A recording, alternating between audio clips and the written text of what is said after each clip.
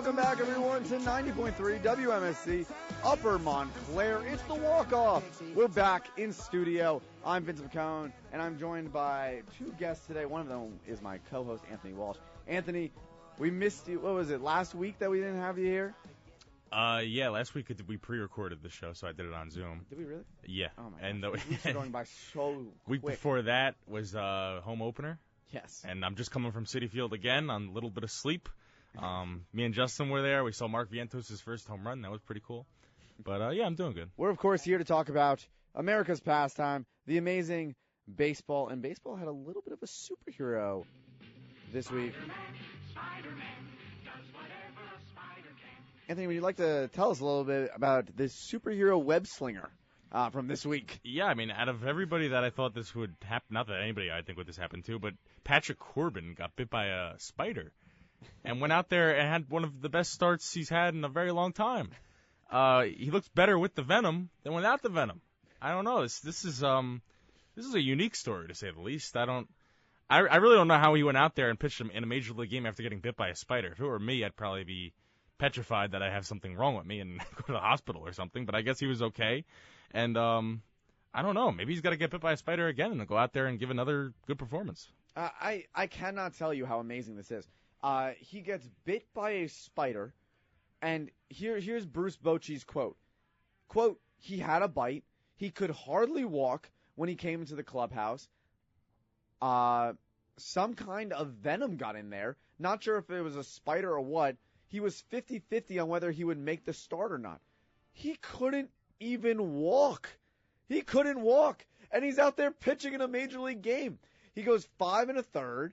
He strikes out. He allowed one run, which I don't think our audience knows how incredible it is that Patrick Corbin only gave up one run. And listen. Are the Braves going to make the playoffs? Are the Angels going to make the playoffs? Probably not. All right? Let's face reality here. They're definitely not going to hit the playoffs. That's whatever. But I will say that they are a good team right now. They're swinging the bat well. They're doing pretty good. 5 1/3 against an unhealthy Patrick Corbin, and he gives up one run. I'm pretty sure he struck out. How many struck out? I wrote it down. I think he struck out like 5, maybe 6. We haven't heard of that since he was on the Diamondbacks. He allowed one run over 5 1/3 while striking out 6 batters. His best early inning performance since 2021. Whenever and this is kind of different, but whenever I think of a guy that's like dealing with something when he's playing a professional sport, I always think of Michael Jordan with the flu game. And he's famously said after that, like, looking back, like, I actually played way better than I ever really played because I was more relaxed. I wasn't focusing on the game as much as I was focusing on, man, I feel really sick. This is different because you have a really physical, like, your ankle is swelling up. As much as Michael Jordan, as rough as that flu was, he didn't have anything swelling up. But, I mean, it goes back to that, like, when you're not focusing on the game, maybe he wasn't thinking so much about the batters he was facing and more so about, my ankle right now. And before you know it, you're through 5 innings and you're pitching really well. Sometimes it's more so about your mentality. And if you're not thinking, like, I don't know if he's a nervous kind of guy when he goes out there and, they overthinks his pitches. Maybe he is. I don't know. But sometimes that helps people when you go out there with a little bit of a cold.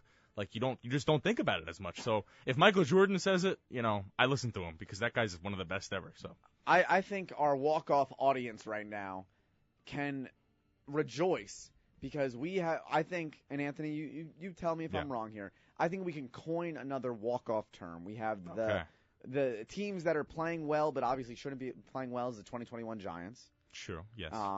We have, what else do we have? We have shouldn't be in the Hall of Fame, Scott Rowland. We have you hating Hunter Green. Me hating Hunter Green. And I think we should add, instead of the flu game, the Patrick Corbin spider game.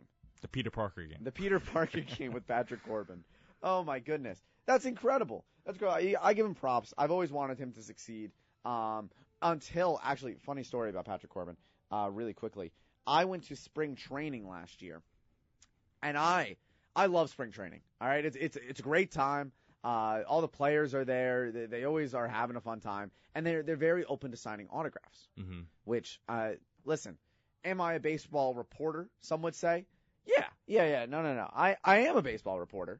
I mean, we report on baseball every week, whether it's live on air or their podcast or anything. And I will say this. I was fangirling over the fact that a man with a 6 ERA was in front of me. And he wouldn't sign my autograph. He didn't even look at us. And there was a guy next to us. He was like, "How much do you think he gets paid right now?" And I was like, "I don't know. He gets paid $75 million a year, and he can't even come over and come sign a ball for us." Yeah, that's right. What are you gonna do? But we have a lot more baseball to talk about in the upcoming minutes. Anthony, before we get anywhere, I think I told one of my life experiences. I'd love to hear what we were talking about earlier with Mr. Soto. Oh, yeah. Well, so I went to the home opener, and I called in here, obviously, so everybody knows that. But went to the game last night against the St. Louis Cardinals, and Juan Soto went 0-4 for what feels like the millionth time this season. And let's be clear for a second. Like, Juan Soto hasn't been playing terrible, but he's playing terrible for Juan Soto's standards and obviously for what he's getting paid. So, obviously, Mets fans are pretty frustrated. There was some boos. I can also attest to the fact that there was some Yankee fans there who were wearing Yankees, jerseys and everything and just going there to boo Juan Soto. Justin Randell, who's been a guest on the show plenty of times, him and I were sitting right by the right field line. So we heard all of the insults that were yelled towards him, which there are plenty. Also, we saw a Yankee fan catch a foul ball. The rest of the stadium proceeded to boo him and then chant something that I cannot repeat on the radio about the Yankees. That was not in a very good, fashion for the Yankees. Let's just say that. But, yeah, I mean, he was definitely booed. I said about like 10-15% of the stadium. It was about like 31,000 people there. I would say maybe, I don't know, like 1,000 maybe booed. But anytime he came up, the stadium came alive. Like, it was just like, oh boy, here we go. Like, because everybody's expecting to see him get out now, and then are people going to boo him? I think he'll be fine. I'm more concerned about guys in the middle of the lineup, like Brandon Nimmo. But as long as Soto's healthy, I mean, do you honestly think, from an outside perspective, maybe it's me being a Mets fan and I've rose-tinted glasses, I don't know. But from an outside perspective, are you actually concerned Juan Soto is going to have, like, a bad year? Like, kind of like he did with the Padres. Like, people forget the Padres wasn't bad, but for Juan Soto's standards, he was bad. Do you think his first year with the Mets is going to go that way? No. He's Juan Soto. Okay. I'll read the quote. I saw this the other day. Of course, I wanted to talk about it on the show, and I wanted to know, Anthony, what you think. This is from The Score. Quote, "It's definitely different," Soto said of pitcher's approach. According to Mike Puma of the New York Post, quote, "I had the best hitter in baseball hitting behind me. I was getting more attacked and more pitches in the strike zone, less intentional walks and things like that. I was definitely pitched differently last year." Now, currently, he's hitting .221. He's hitting .221, 3 home runs, 361 on base percentage, .412 slugging percentage. I'm not worried. I will say his San Diego time was weird because, he played 162 games. He hit .275, which is low for his standards, to say the least.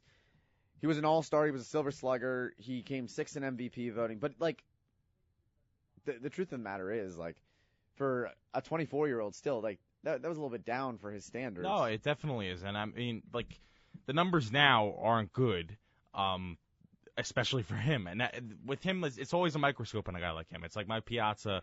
It's like Darryl Strawberry back in the day. When you get paid that amount of money, and especially you're as young as he is, there's always going to be more eyes on you. And, look, I mean, as for the quote that he gave Mike Puma, is it a big deal? No. Is he correct in what he's saying? Yes. But he should also know, with playing in New York for a year, that was going to be blown way out of proportion. Yeah. And he should know that Pete Alonso right now has among one of the best numbers hitting-wise in baseball, and he's hitting behind him. And, yes, Aaron Judge is the best hitter in baseball. I mean, you can make an argument for Ohtani, whatever. I think it's Judge. But there's really no reason to say that. Like, you're kind of stating the obvious. Like, that would be me coming on here and saying, Vincent, I have big news for you. Shohei Ohtani's a good baseball player. Like, I don't need to say that. We know that. So we know that he's being pitched to differently because he doesn't have Aaron Judge behind him. But how about also mentioning in that quote saying, hey, yeah, I don't have the best hitter in baseball behind me, but Pete Alonso's doing a great job. Because I got news for you. Without Pete Alonso, the Mets might be 500 or below 500. Probably actually below 500. So, look, I don't think Soto's an issue. My concerns for the Mets do not include Soto, even when in the top 10 of the concerns. So, I think it's being blown way out of proportion. I think the Subway Series is going to be fun. I think that Mets-Yankees rivalry is better than, probably since 2000 when they played in the World Series against each other, which is a good thing for baseball. But it's like one of those things, like, especially in today's social media age, like, everything he says and everything he does is going to be blown out of proportion. So, I mean, I expect it. Just eventually he's going to start hitting. It's a tough April. Francisco Lindor had a tough April last season, and he had one of the best Mets seasons ever last year. So I'm not worried about it. I was looking up some stats here. And you bring up a good point. I should really look up. First, I was doing some research. I was thinking of some Mets stars just off the top of my head. Yeah. That didn't start off with the Mets. Mm-hmm. So while you were talking there, I'm actually pretty impressed that I got this done. How many did you get? I got 3. Okay, I could probably give you more. And I'll make Lindor the 4th. Sure. I don't have him up here yet, but I will. All right. So let's see if you can guess them. All right. Okay. Well, all right. You said Lindor's one of them. Lindor's one of them. Yeah, but I don't have his stats yet. I mentioned Piazza, so yes. I'm assuming Piazza's one of them. Piazza's the other one. What era is the other one from? Because there's a few I could go with. I went 80s for this one. Or Hernandez? 80s. No. Oh. I probably should have. I was thinking of just hitters. Yeah, well, he's a hitter, Hernandez. Oh, Keith. Yeah. Yeah, Keith Hernandez. Who'd you go with? I went with Carter. Yeah. Okay. Yeah. And my last one became a Met in 2005 after his time with Houston. Oh, Beltran. Yeah. So I looked up a couple Mets big acquisitions, whether it's free agency, nonetheless, and just looked at how their first season went. So in 2005, Carlos Beltran joined the Mets. He was an all-star. He hit 266, 16 home runs, 78 RBIs in 151 games. All right? Yep. The next year, he would hit 275 with 41 home runs, 116 RBIs, and he came 4th in MVP voting. I really want to know who beat him out. Let's see. 2006 MVP voting. Oh, wow. Ryan Howard beat him out. Well, the real travesty was 2007 when I think it was Jimmy Rollins beat out David Wright, which David Wright should have won. But interestingly, when you bring up Carlos Beltran was booed heavily in 2005. Yes. Because the end result numbers aren't terrible. They're not up to Beltran's standards. But he started out terribly with the Mets. Kind of similarly to Soto is starting out right now. I don't know the exact stats, but Beltran was definitely booed. And the thing with New York is, like, nobody can get away from the boos. If you don't play well, you're going to get booed. It doesn't matter who you are. And the thing with Soto is, as much as everybody remembers him as a Yankee, he spent 1 year there, and he never played badly there. He had stretches where, like, the beginning of the season, he wasn't amazing. He was okay, and then he blew up and had a great season. But to start out the season, he never got booed. And that's the thing about Soto is he's never been booed his whole career. So, yeah, I mean, it's going to be interesting to see how he reacts to being booed because I could tell you yesterday that he heard it. And he heard what people were yelling at him in right field. And there was a mix of Yankee fans and Mets fans that were yelling stuff at him. So it's going to be interesting to see how it works out. Well, we currently have a big guest here, someone that we haven't seen all semester, Justin Randell. Justin, how are we doing, bud? I'm doing well. How you guys doing? We're doing good. We miss you. We missed you in studio, my friend. I know. Yeah, I'm home for the weekend, but as you know, I have classes, Fridays at 2:00 during your show time. So, I how badly I want to come on the show with you guys, but it just didn't really work out this time around. I think the big question is, which is more important, your education or the walk-off? It's the walk-off, Justin. How could you? Long time no see, my friend. Oh, is this the famous Anthony Walsh? Yes, I haven't seen you in like 10 years. What's going on? I know. It feels like, decades ago, but, it seemed as though I saw you like 10 hours ago driving you home at 2 in the morning. Yes. Well, what do you think about the Met game yesterday? Well, give me your thoughts. Oh, it was a lot of fun. I had a really great time. I haven't been to Citi Field in, I'd say, about 2 years or so, but, it was about time for me to go out and see the newest Met, Juan Soto, and get a see for myself as to, how he's been off to a poor start, obviously, but we know he's going to come around at some point during the season, but it was just good to get out to the field and just see what this team is all about. Justin, I have to know, Anthony was saying that there were some fans in attendance that were booing Soto, and I just wanted to ask, and I feel like I know the answer, were you one of those fans? Well, you know me, Vin. I'm a Mets fan. Of course I'm not going to boo Juan Soto, after, what is it? What are they, 12 in the 7th after 19 games? I'm not going to boo Juan Soto. I know what he's capable of. Mm-hmm. It's so early in the season. I know he's going to turn it around. But as far as, what I saw with the fans-wise, it was just a weird sighting. I mean, there must have been a couple hundred people wearing Aaron Judge jerseys at a Mets versus Cardinals game. I mean, I've never seen anything like it. So, from that perspective, it was just very odd to see. Interesting. Well, you want to know what, Justin? I'm going to tell you this. I seriously think you are right. I don't think Soto is going to really hurt as much this season. What do you think? Do you think he's going to be have a down year? No, I don't think so. I mean, like I said, we're 19 games in, and if you look back at last year when he played his only season with the Yankees, he did not get off to a good start as well. And look what he did last season. He finished, third in the MVP voting in the AL behind Judge and Bobby Witt. So, I mean, look, I'm not worried about him. Obviously, the team hitting-wise has not performed, up to par, but they are 12-7. So it's one thing if Soto was struggling and the team was under 500 at this point, but right now they're not. So, it's really a good problem to have with a struggling hitter trying to find his footing and getting his season, on a good roll. How do you think he's going to handle the booing, though, Justin? Because he did get off to a slow start with the Yankees last year. Not as slow as he's gotten off to the start with the Mets. But he never really heard booing. He got off to, he rebounded from that slow start fairly quickly. Now he's starting to hear the boos. Do you think it's going to get to him? I really don't think so. I mean, look, the guy's getting paid $765 million. I mean, there are far other things that he'd probably worry about other than, a couple of fans booing him here and there. I mean, the guy is set for life making that much money. But as far as playing-wise, look, I think it's good criticism by the Mets fans. They expect winning baseball. And when a guy is getting paid that much money, they expect success, pretty much the entire season long. And they don't expect, any hitting droughts. But that's just the beauty of New York sports. Fans are going to get on you when you're not performing well, and fans are going to get behind you when you are performing well. But like I said, I am not worried about Juan Soto right now after 19 games. I'm pretty sure he's going to turn it around. I would hope so. I would really hope so.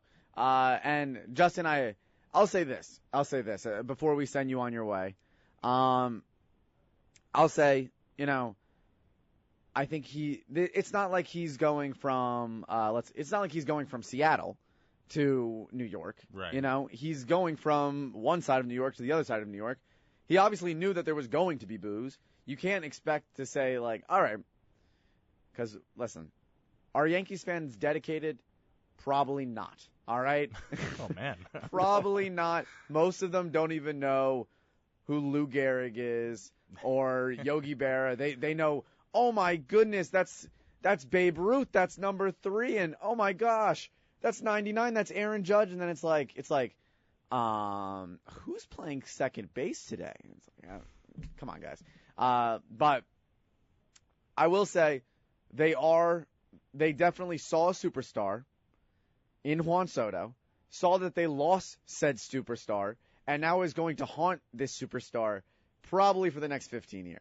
Now, I think Juan Soto is well compensated to the fact where it doesn't matter if he gets haunted by them, because he'll be in a sea of orange with a couple pinstripes in there booing him. But I think he's going to perform great. I can't wait to see him against the Yankees. I think that's a game that whether you're a Marlins fan or a Pirates fan or a Braves, Dodgers, Rangers, Astros, Padres, Twins, White Sox, Red Sox, who cares? You should be tuning into this game. Must watch. That's must watch, yeah. If you don't even like baseball, this is such a good game. It's a rivalry, and it's not like, oh, I need to wait 9 hitters to wait for Soto again. No. You gotta wait one. You wait one, and then Lindor doesn't like the Yankees. We know that from his 2 home runs, or 3 home runs, right, against Stanton? Yeah, and he was jawing with Stanton. Exactly. Back when Javi Baez was in that. And it's really funny that you mentioned that as well about the Yankees. But there was an instance last night, me and Anthony saw it, where there was a foul ball, and it landed at a Yankee fan.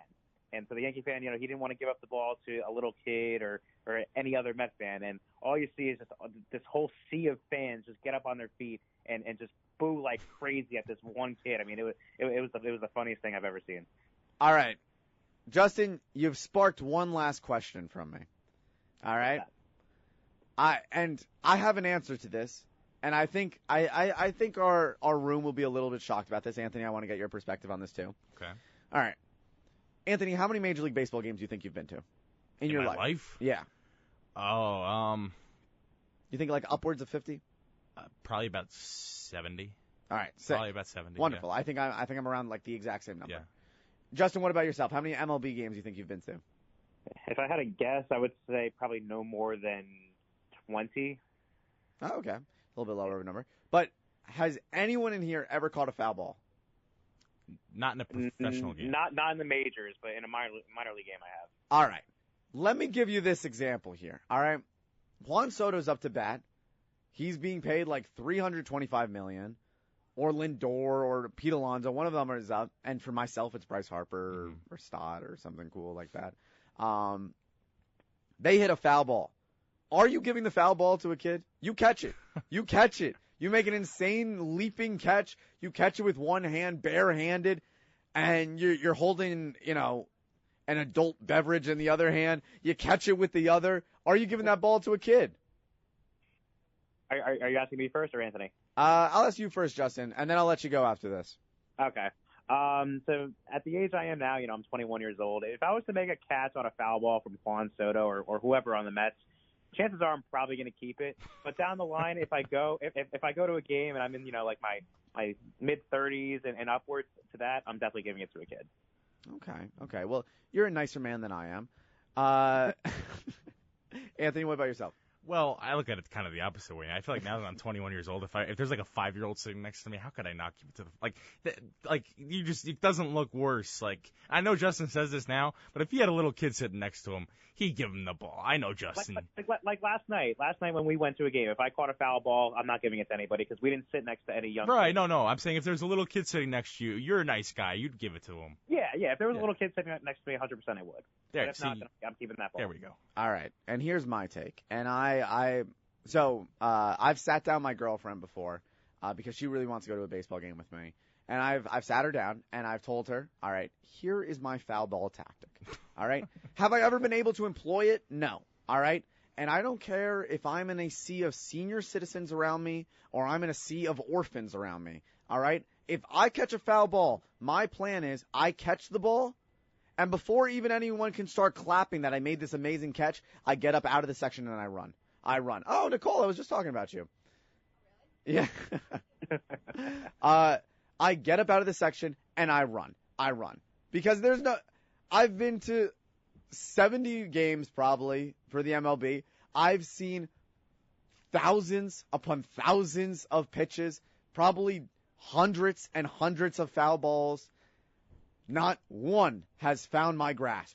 If one finds my grasp, guys, I'm sprinting. Seriously, there could be like the cutest baby next to me or a 5-year-old next to me. Nicole could be next to me. I'm getting up out of this section. I'm dipping. We're leaving. Goodbye. I'm not coming back to the section. I could have had my backpack there. I could have just spent $30 on chicken nuggets and fries from Yankee Stadium in that weird bucket that they give you that everybody goes crazy about. I would leave it there. It's being left there. Forget about it. I'm taking the ball. I'll see you tomorrow. I'll find another section. They've got to have a seat somewhere else.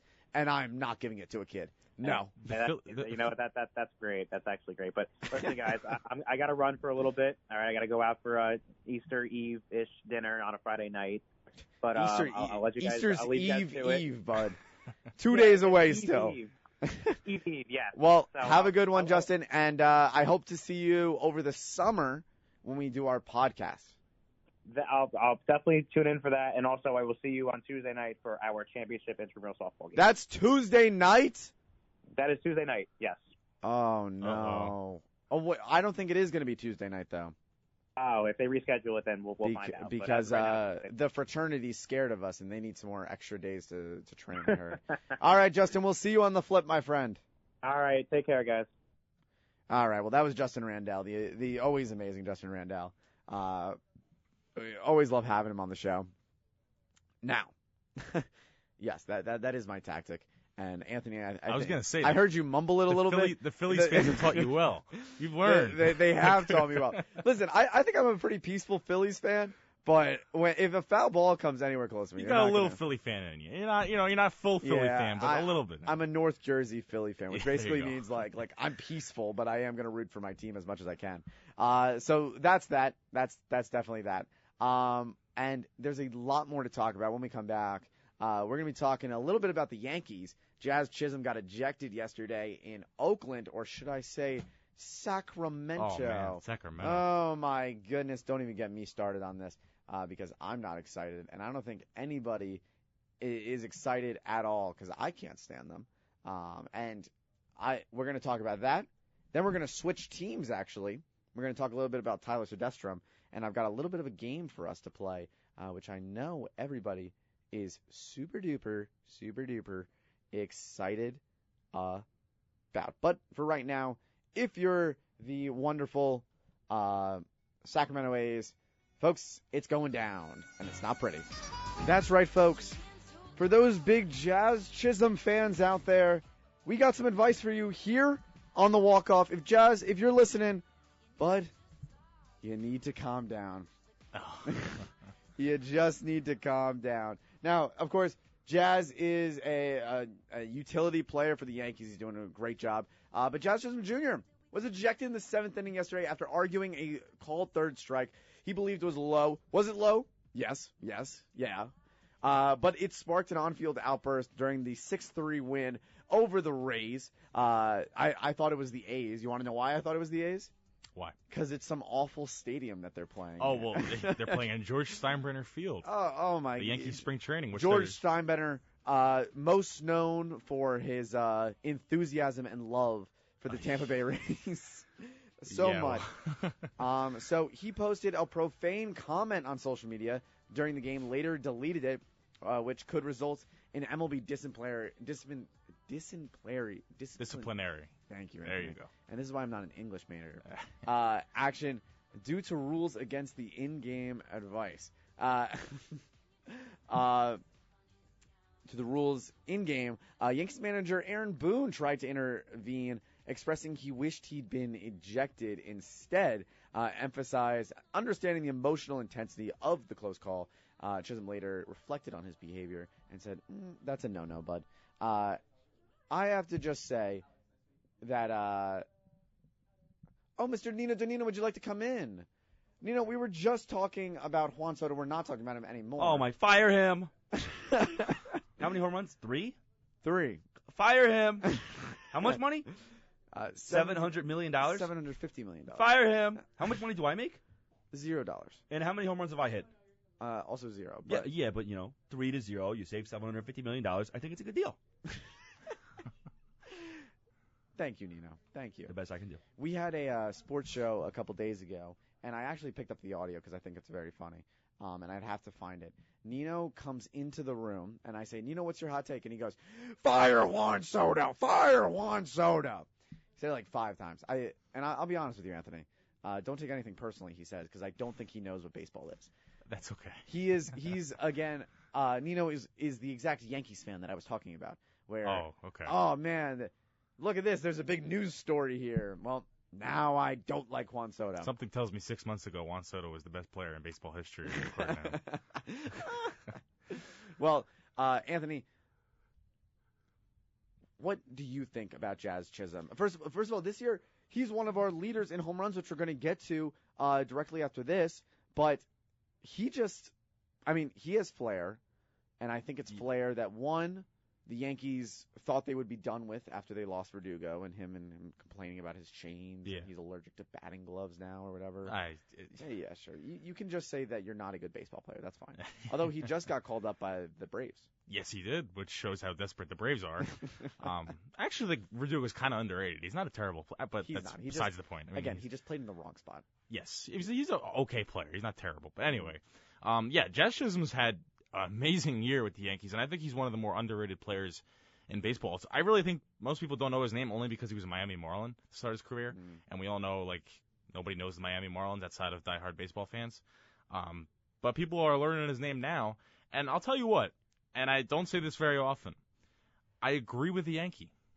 First of all, Jazz Chisholm was correct in his call, and the Rays catcher did a good job of framing it, and the ball was thrown 99 miles an hour. That's still not an excuse. These umpires are Major League umpires, and he should have got the call right. Now, I also support his right to have to write what he wanted to write. I think it was on X, formerly Twitter, because you know what? We live in America, free speech, and he should be able to say what he wants to say, and he shouldn't be fined for it. This is an entertainment sport, and you can't tell me that Jazz Chisholm going on social media and complaining about an umpire isn't entertaining. So, I don't know. I think this whole thing is way blown out of proportion. I for one, cannot wait until we get the robo-umps. I am very anti-umpire. I think umpires, for the most part, are pretty bad. The Mets just had a call the other day that was blown and it cost them the game. So maybe that's part of it. But I think, by and large, today's umpires, yes, they do a good job. I mean, generally, I will admit that. But when they don't do a good job, it's very noticeable and usually ends up costing teams the game. And obviously, it didn't cost the Yankees the game. But it cost Jazz Chisholm an at-bat, and these at-bats are huge for these guys. And you know what? I'd rather see a guy care than a guy like, say, Anthony Rendon with the Angels that doesn't even want to be within 20 yards of a baseball stadium. I'd rather, you know what? I'll take the fine that Jazz Chisholm got, give it to Anthony Rendon for not caring. Jazz Chisholm, I reward the guy for caring. I give him credit. I like Jazz Chisholm. He's a very good player. I wish he was a Met. He's a not a big name, but he's going to be a big name one day, I think, because he's one of those guys that has a great personality and is a great hitter. So it's the rare time that I will say a Yankee was right. Wow. That's pretty impressive. Now, Anthony, you bring up a good point here, the robo-umps. Yeah. Which is a big thing. The other day, Alec Boehm, who's been incredibly struggling at the plate, he's kind of broken out a little bit more as of late. Yeah. But he's been struggling incredibly at the plate. He got called out on strikes the other day, and he taps his head, like in spring training. I saw that, yeah. And the umpire said, don't tap your head. Don't do that.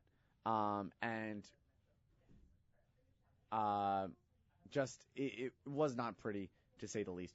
Do you think that this was – how soon do we think robo-umps are coming? I think next year. Because the spring training, by all accounts, went very well. The players loved it, number one. The announcers loved it. I know at least Gary, Keith, and Ron loved it. Who wouldn't like it?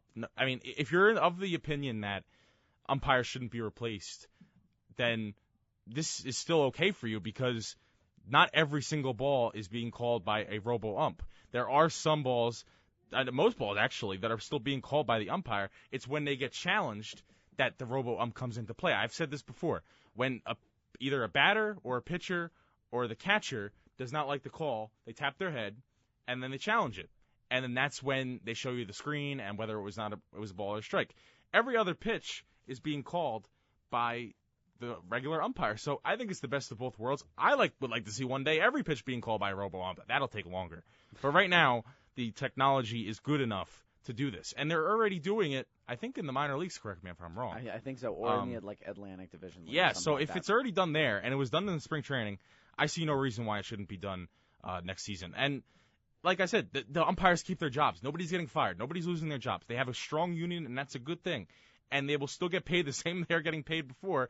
And you know what? They do a little bit less work because if they make a bad call, it gets rectified. So I don't see why anybody would be against this. I understand the baseball purists. I consider myself, to a certain extent, a baseball purist. I want the game to stay the same. But this is a good change, and we need good change. The pitch clock, it was controversial. Is anybody complaining about it now?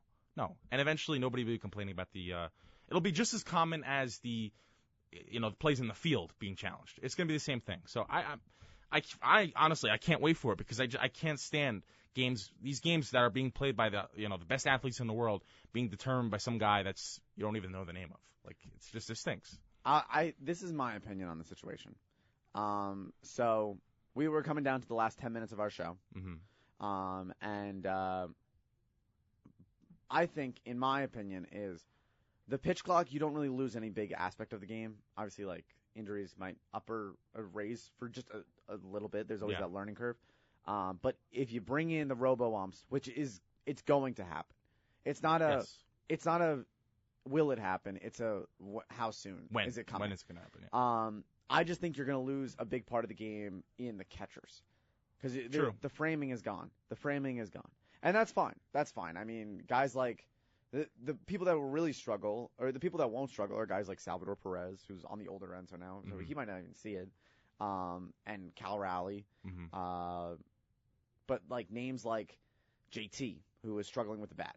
Well, you just need someone to catch the ball back there. The counter to that, though, is they're only really going to be challenging if it's pretty egregious. Mm. If it's close and you do a good job of framing it, they might not challenge. So there still is an angle there where it matters. But you're right, it does devalue that aspect of the game for sure. But, I mean, it's not totally extinct until they bring it 100% where every pitch is called by – then it's extinct. But until then, there still is an element of it.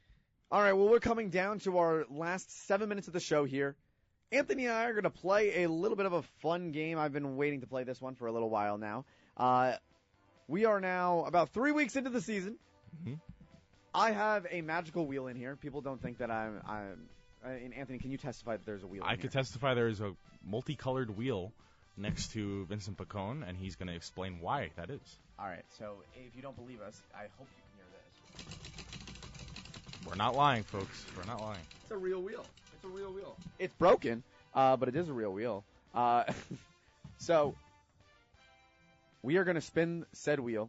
Okay. And when it lands on someone, Anthony is going to pick the first person. Or I'll go first. Okay. For the example. I'll give you the test dummy here. Sure. Here on 90.3 WMSC, Upper Montclair.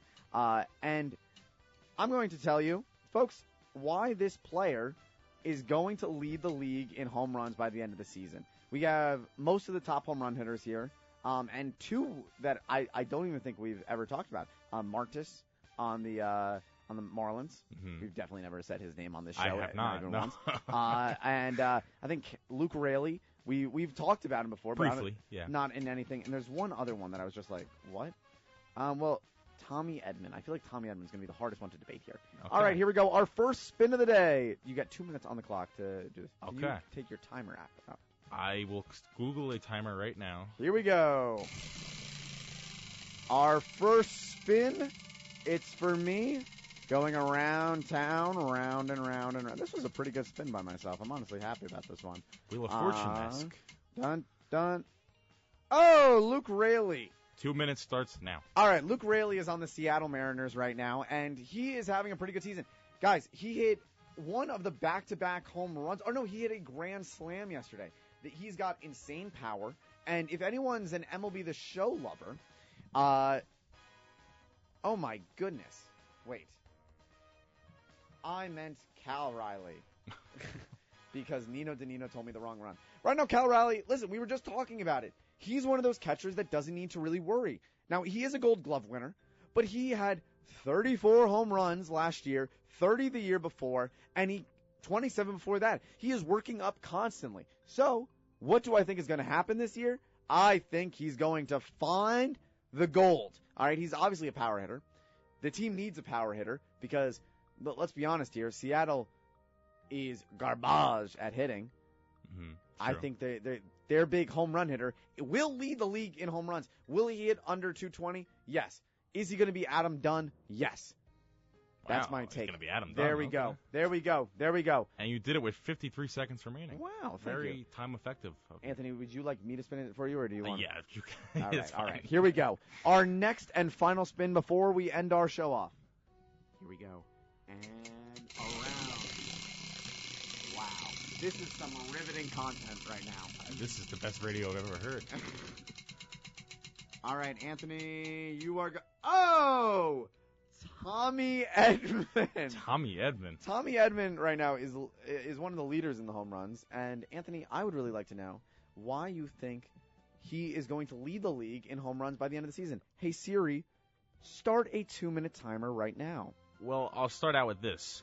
We saw what Tommy Edman could do in the postseason last year, right? Mm-hmm. Number one. Number two, he's a Los Angeles Dodger. And as much as I don't want to say hate because hate's too strong of a word. As much as I dislike the Los Angeles Dodgers, they are a very good baseball team. And he has probably the best protection around him that you could probably have outside of if you're the 1927 Yankees. So, with that said, there is a slight chance, I'm supposed to be making this case, so there's a pretty good chance that Tommy Edman is going to lead the league in home runs. I will also say this. He is tied for fourth with a lot of people at 6 home runs, and he's only 3 behind Tyler Soderstrom of the Athletics with 9. Now, folks, let's be real here. Tyler Soderstrom of the Athletics is not going to lead the league in home runs. Let's call it as it is. It's probably going to be a Los Angeles Dodger. I'm rooting for Pete Alonso to be the leader, but Tommy Edman, keep in mind, he's going to be facing the New York Mets a fair amount, and when he plays the New York Mets, the guy turns into Mickey Mantle. So I think I presented a very solid case as to why Tommy Edman is going to, for the first time in his career, have like 35, 40 home runs and lead the league in home runs. I think there's no sense of sarcasm behind what I'm saying, Vincent. I believe this totally. 36 seconds left on the clock. I think that was fabulous. That was wonderful. Well, folks, Anthony, I think you did a good job and I wrote Tommy Edman's name on there. I was like, I really hope one of us land on him, just so we can, Don't get me wrong, he's a good player, but I don't know about really in the league on home runs. I mean, that's rough. I mean, he's kind of turned it on ever since he became a Dodger, but True. He's not a big home run hitter, to say the least. Well, folks, we want to thank you for joining us on the Walkoff on this wonderful, wonderful Good Friday. We had some fun guests. We had a fun time. We will be back here next week, next week we'll be pre-recording our show, and it will be aired sometime, which we'll give you a time. We'll probably pre-record it sometime Friday, same time Friday. Sounds good. Be recorded. It'll be put on air the moment after we're done. Okay. So yeah, and I think we'll have some special guests on next week, Very aka cool. my parents. Wow! It's family weekend at Montclair. It's family weekend. You got the Picones. Louis Picone is finally coming on the show, which I also doesn't think he knows exists. Quick question: are they Philly fans also? So my dad's a Philly fan. My brother's a Tigers fan. My mom is a Cubs fan because of Eddie Vedder from Pearl Jam. Wow. Okay. I'm gonna have to argue with your dad too. Then 2 Philly fans. Okay, let's do it. Well, folks, thank you for joining us on another fun episode of the Walk Off. We'll see you next week, and hey. Watch some baseball if you want.